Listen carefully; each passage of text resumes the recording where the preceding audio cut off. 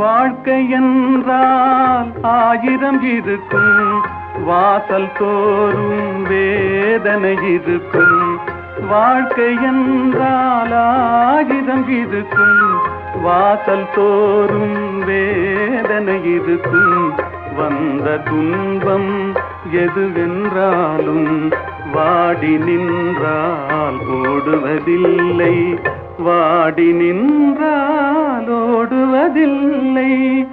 எதையும் தாங்கும் இதயம் இருந்தால் இறுதி வரைக்கும் அமைதி இருக்கும். மயக்கமா கலக்கமா, மனதிலே குழப்பமா, வாழ்க்கையில் நடுக்கமா.